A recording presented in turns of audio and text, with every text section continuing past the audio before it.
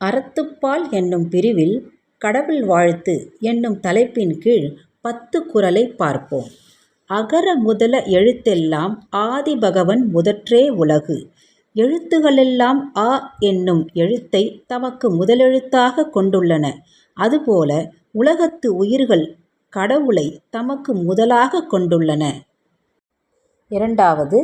கற்றதனால் ஆய பயனென்கொல் வாளறிவன் நற்றால் தொழாஅர் எனின்.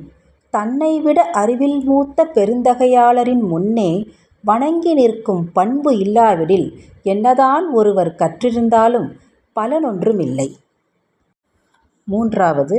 மலர்மிசை ஏகினான் மானடி சேர்ந்தார் நிலமிசை நீடு வாழ்வார். அன்போடு நினைப்பவர் உள்ளத்தில் தங்கியிருக்கும் இறைவனது சிறந்த திருவடிகளை விடாது நினைப்பவர் இன்ப உலகில் நீடித்து வாழ்வர். வேண்டுதல் வேண்டாமை இலானடி சேர்ந்தார்க்கு யாண்டும் இடும்பை இல. விரும்புதலும் பெறுத்தலும் இல்லாத இறைவனது திருவடியை விடாது நினைப்பவருக்கு எக்காலத்தும் துன்பம் உண்டாவதில்லை. இருள்சேர் இரு வினையும் சேரா இறைவன் பொருள்சேர் புகழ் புரிந்தார் மாட்டு. உண்மையான புகழ் பொருந்திய இறைவன் மீது அன்பு செலுத்துபவர்க்கு அறியாமையால் ஏற்படும் நல்வினை தீவினை இரண்டும் உண்டாவதில்லை. 6. பொறிவாயில் ஐந்தவித்தான் பொய்தீர் ஒழுக்க நெறி நின்றார் நீடு வாழ்வார்.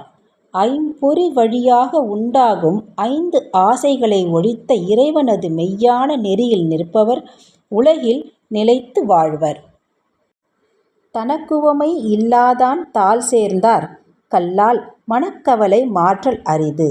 தனக்கு நிகரில்லாத இறைவனது திருவடியை சேர்ந்தவர்களது மற்றையோருக்கு மனக்கவலையை நீக்குதல் இயலாது.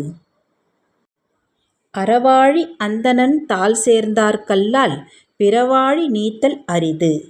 அறக்கடலாகிய இறைவனது திருவடியை எப்போதும் நினைப்பவர்களது மற்றையோருக்கு பொருளின்ப கடலை கடத்தல் இயலாது.